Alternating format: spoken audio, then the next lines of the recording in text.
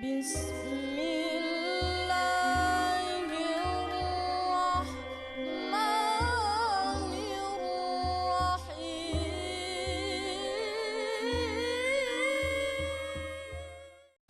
secara pribadi Habib Hasan mengucapkan jazakumullah khairan. Terima kasih atas partisipasinya. Ingin ikut dalam ceramah kita ini. Semoga ini jadi amal buat antum semuanya. Dukung channel-channel dakwah. Sebarluaskan akhi dan ukhti agar bisa mereka dapat manfaat. Bagi teman-teman juga yang ada di YouTube, terus subscribe, ajak teman-teman, like lah. Hanya dengan sedikit tombol saja, maka Anda dapat pahala besar ya. Dan sekali lagi, bukan cuma channel saya, semua channel yang bermanfaat, semua channel dakwah yang baik, dukung akhi dan ukhti. Anda punya pahala situ. Anda bukan mungkin ustadz, bukan ustadz, tapi Anda bisa dapat pahala mereka. Mereka yang sudah repot menyusun materi segala macam, tapi Anda juga ikut panen pahala. Nabi SAW, siapa yang berbuat dosa, kemudian dia bersuci dalam arti kata berwudu yang sempurna, lalu dia sholat 2 rakaat, kemudian dia memohon ampun, ya, istighfar kepada Allah, kecuali dibersihkan dosa-dosanya. Bagaimana hukumnya anak yang belum balik jadi imam sholat fardu? Saya termasuk berpegang pendapat boleh. Karena saya pernah baca khilaf ulama dalam masalah itu ya. Diambil dari seorang sahabat yang masih umur 7 tahun waktu itu, tapi hafalannya banyak.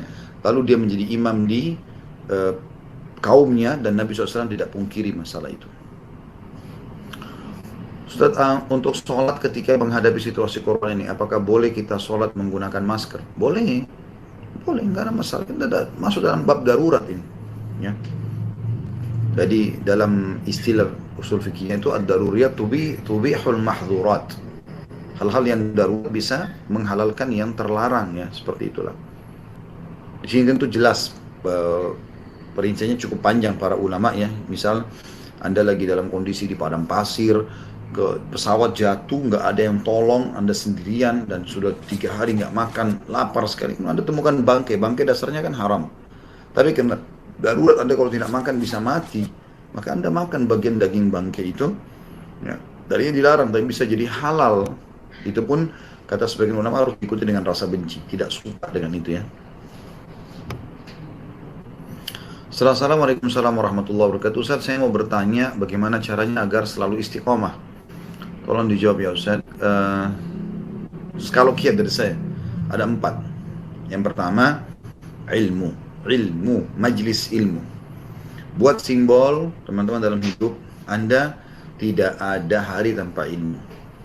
Kita ini butuh terhadap ilmu agama, bukan agama yang butuh dengan kita. Tanamkan dalam diri kita itu teman-teman sekalian, bahwasanya kita yang butuh kepada Allah, kita yang butuh kepada Al-Quran, kita yang butuh kepada Rasulullah SAW, kita yang butuh kepada fakir miskin, kita yang butuh.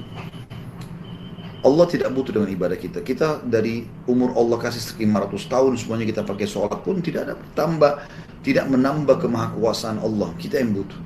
Dalam sebuah hadis Bukhari, kata Nabi SAW, Allah berfirman, wahai hamba-hambaku, sungguhnya amal-amal yang kalian lakukan itu, yang aku perintahkan, hanya akan aku nilai dan aku kembalikan kepada kalian. Hanya akan aku nilai dan aku kembalikan kepada kalian.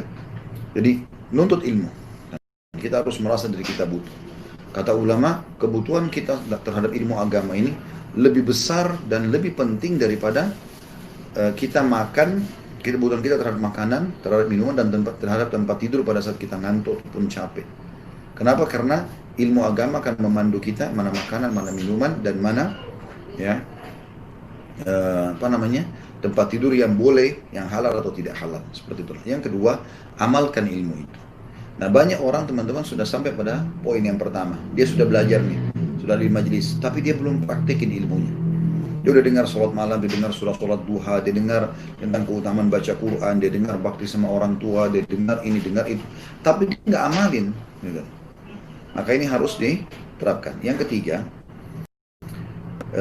di sini membentuk komunitas. Jadi bagaimana Anda bentuk, cari mulai sekarang, bagi Anda laki-laki ikhwah mencari ikhwah yang mukmin, ya, yang saleh, dan juga Anda akhwat mencari akhwat yang salehah. Dan mereka kita bisa temukan di masjid, di majelis ilmu, dan kita berkenalan, mengubah sudah pergaulan kita yang lalu. Karena memang kata Nabi SAW, al-marru ala dini khalili, seseorang sesuai dengan agama temannya. Nggak bisa teman-teman Anda mengatakan, oh nanti saya bisa pengaruhi teman saya. Nggak semudah itu. Saya tahu banyak ikhwah, tadinya sudah mulai bagus, manhajnya, pemahamannya ya. Tapi karena pergaulannya akhirnya kembali lagi. Ya. Syaitan akan menjaga agar orang yang sudah istiqomah kembali sesat, itu pasti. Yang terakhir, yang keempat, berdoa kepada Allah SWT. Minta agar diistiqomahkan.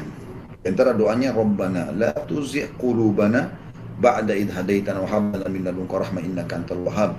Rabbana la tuzigh qulubana, wahai Tuhan kami, jangan sampai kau tarik dari hati kami. Ya. Petunjuk. Ba'da idh hadaitana, setelah kau berikan kami petunjuk.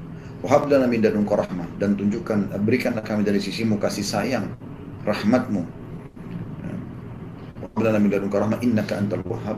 Sungguh engkau adalah zat yang maha memberi.